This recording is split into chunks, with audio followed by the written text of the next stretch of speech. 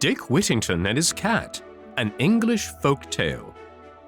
In the reign of King Edward III, there was a poor orphan boy named Dick Whittington, living in a country village a long way from London. He was a sharp little lad, and the stories that he heard of London being paved with gold made him long to visit that city. One day, a large wagon and 8 horses with bells at their heads drove through the village.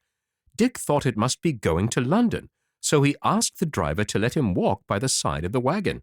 As soon as the driver heard that poor Dick had neither father nor mother, and saw by his ragged clothes that he could not be worse off than he was, he told him he might go if he would, so they set off together.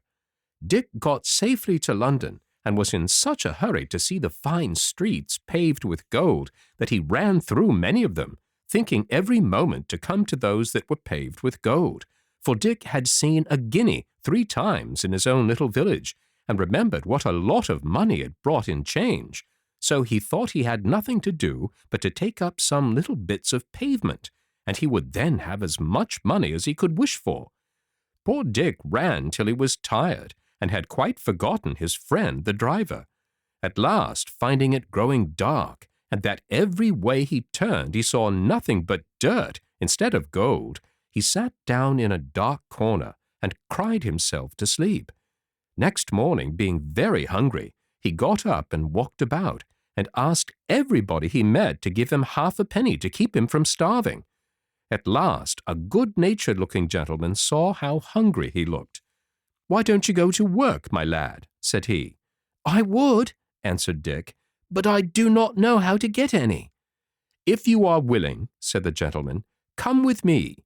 And so saying, he took him to a hayfield, where Dick worked briskly and lived merrily till the hay was all made.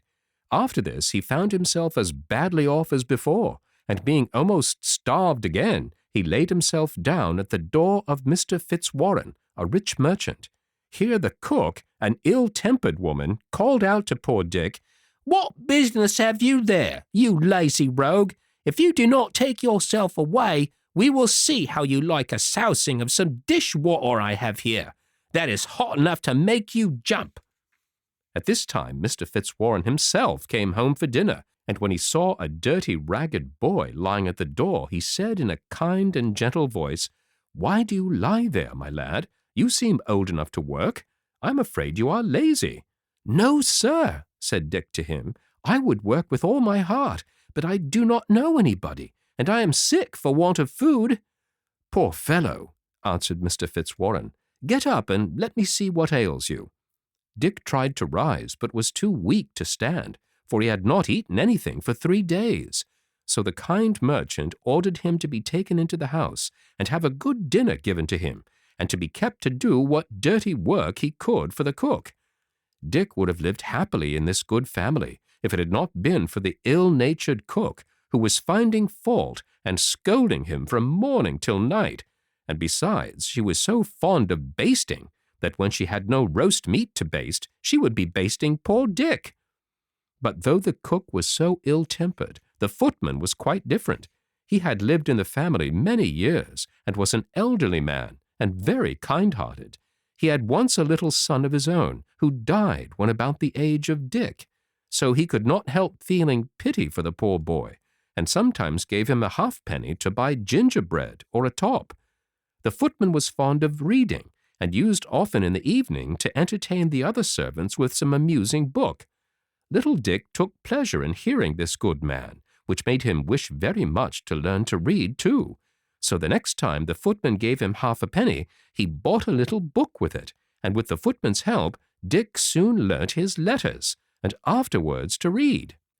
About this time, Miss Alice, Mr. Fitzwarren's daughter, was going out one morning for a walk, and Dick was told to put on a suit of good clothes that Mr. Fitzwarren gave him, and walk behind her. As they went, Miss Alice saw a poor woman with one child in her arms and another on her back. She pulled out her purse and gave the woman some money, but as she was putting it into her pocket again, she dropped it on the ground and walked on. It was lucky that Dick was behind and saw what she had done, for he picked up the purse and gave it to her again. Another time, when Miss Alice was sitting with the window open and amusing herself with her favorite parrot, it suddenly flew away to the branch of a high tree, where all the servants were afraid to venture after it. As soon as Dick heard of this, he pulled off his coat and climbed up the tree as nimbly as a squirrel, and after a great deal of trouble caught her and brought her down safely to his mistress. Miss Alice thanked him and liked him ever after for this. The ill-humored cook was now a little kinder, but besides this, Dick had another hardship to get over. His bed stood in a garret, where there were so many holes in the floor and the walls that every night he was waked in his sleep by the rats and mice, which ran over his face, and made such a noise that he sometimes thought the walls were tumbling down about him. One day, a gentleman who came to see Mr. Fitzwarren wanted his shoes polished. Dick took great pains to make them shine, and the gentleman gave him a penny. With this, he thought he would buy a cat. So, the next day, seeing a little girl with a cat under her arm, she went up to her and asked if she would let him have it for a penny. The girl said she would, and that it was a very good mouser. Dick hid the cat in the garret, and always took care to carry a part of his dinner to her, and in a short time he had no more trouble from the rats and mice. Soon after, his master had a ship ready to sail, and as he thought it right all his servants should have some chance for good fortune as well as himself, he called them into the parlor and asked them if they wanted to take a share in the trading ship. They all had some money that they were willing to venture, except poor Dick, who had neither money nor goods. For this reason he did not come into the parlor with the rest. But Miss Alice guessed what was the matter, and ordered him to be called in. She then said she would put in money for him from her own purse, but her father told her this would not do, for Dick must send something of his own. When poor Dick heard this, he said he had nothing but a cat. "Fetch your cat then, my good boy," said Mr. Fitzwarren, "and let her go." Dick went upstairs and brought down poor puss, and gave her to the captain with tears in his eyes. All the company laughed at Dick's odd venture, and Miss Alice, who felt pity for the poor boy, gave him some halfpence to buy another cat. This and other marks of kindness shown him by Miss Alice made the ill-tempered cook jealous of poor Dick, and she began to use him more cruelly than ever, and always made fun of him for sending his cat to sea. She asked him if he thought his cat would sell for as much money as would buy a stick to beat him. At last, poor Dick could not bear this any longer, and thought he would run away from this place. So he packed up his few things and set out very early in the morning on the 1st of November. He walked as far as Highgate, and there sat down on a stone, which to this day is called Whittington Stone, and began to think which road he should take farther. While he was thinking what he should do, the bells of Bow Church began to ring, and he fancied their sounds seemed to say, "Turn again, Whittington, Lord Mayor of London." "Lord Mayor of London," said he to himself. "Why, to be sure, I would put up with almost anything now to be the Lord Mayor of London, and ride in a fine coach, when I grow to be a man. I will go back and think nothing of the cuffing and scolding of the old cook, if I am to be Lord Mayor of London at last." Dick went back and was lucky enough to get into the house and set about his work before the cook came down.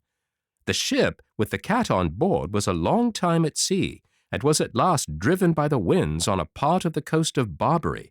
The people came in great numbers to see the sailors, and treated them very civilly, and when they became better acquainted, were eager to buy the fine things with which the ship was laden.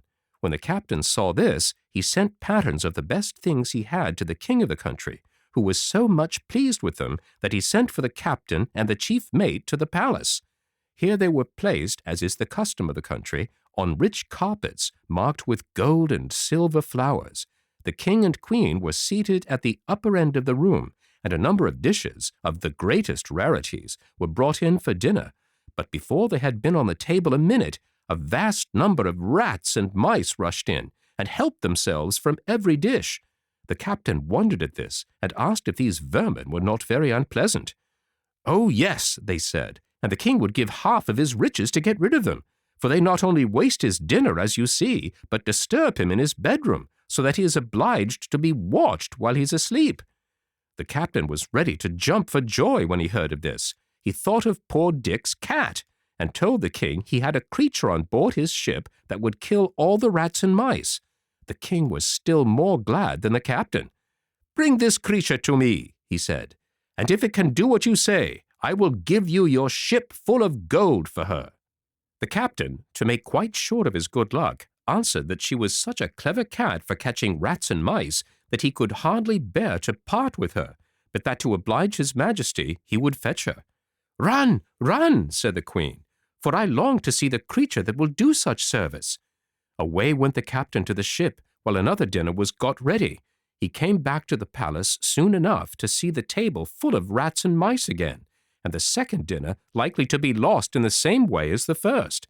The cat did not wait for bidding, but jumped out of the captain's arms, and in a few moments laid almost all the rats and mice dead at her feet. The rest, in a fright, scampered away to their holes. The king and queen were delighted to get rid of such a plague so easily.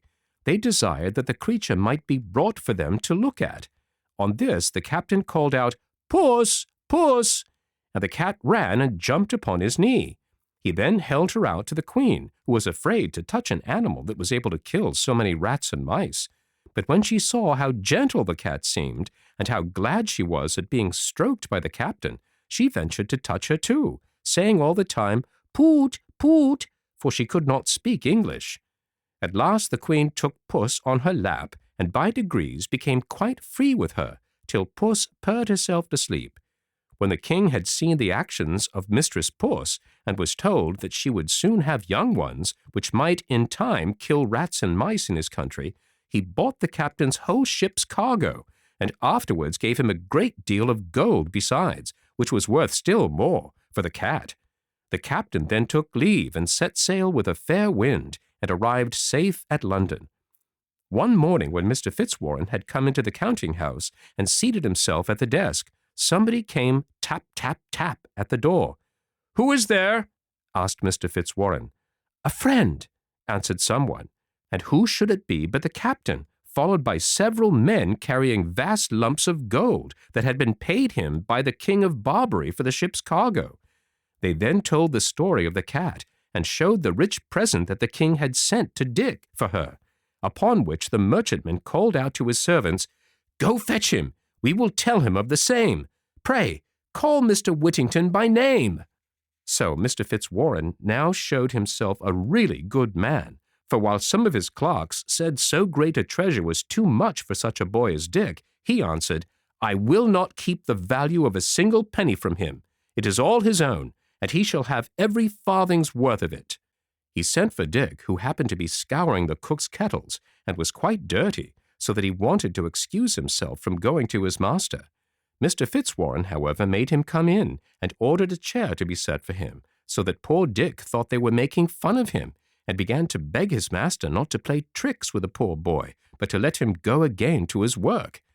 "Indeed, Mr. Whittington," said the merchant, "we are all in earnest with you, and I heartily rejoice in the news these gentlemen have brought you, for the captain has sold your cat to the King of Barbery, and brought you, in return for her, more riches than I possess, and I wish you may long enjoy them." Mr. Fitzwarren then told the men to open the great treasure they had brought with them, and said, "Mr. Whittington has now nothing to do but put in some place of safety." Poor Dick hardly knew how to behave himself for joy. He begged his master to take what part of it he pleased, since he owed it all to his kindness. "No, no," answered Mr. Fitzwarren. "This is all your own, and I have no doubt you will use it well." Dick next asked his mistress and then Miss Alice to accept a part of his good fortune, but they would not, and at the same time told him that his success afforded them great pleasure. But the poor fellow was too kind-hearted to keep it all to himself, so he made a handsome present to the captain, the mate, and every one of the sailors, and afterwards to his good friend the footman, and the rest of Mr. Fitzwarren's servants, and even to the ill-natured cook. After this, Mr. Fitzwarren advised him to get himself dressed like a gentleman, and told him he was welcome to live in his house till he could provide himself with a better. When Whittington's face was washed, his hair curled, his hat cocked, and he was dressed in a nice suit of clothes, he was as handsome as any young man who visited at Mr. Fitzwarren's, so that Miss Alice, who had been so kind to him and thought of him with pity, now looked upon him as fit to be her sweetheart, and the more so, no doubt, because Whittington was now always thinking what he could do to oblige her, and making her the prettiest presents that could be. Mr. Fitzwarren soon saw their love for each other, and proposed to join them in marriage, and to this they both readily agreed. A day for the wedding was soon fixed, and they were attended to church by the Lord Mayor, the Court of Aldermen, the sheriffs, and a great number of the richest merchants in London, whom they afterwards treated with a fine feast. History tells us that Mr. Whittington and his lady lived in great splendor, and were very happy. They had several children. He was Sheriff of London in the year 1360, and several times afterwards Lord Mayor. The last time he entertained King Henry V on His Majesty's return from the famous Battle of Agincourt. In this company, the king, on account of Whittington's gallantry, said, "Never had prince such a subject." And when Whittington was told this at the table, he answered, "Never had subject such a king." Going with an address from the city on one of the king's victories, he received the honor of knighthood. Sir Richard Whittington supported many poor. He built a church and also a college with a yearly allowance to poor scholars, and near it raised a hospital.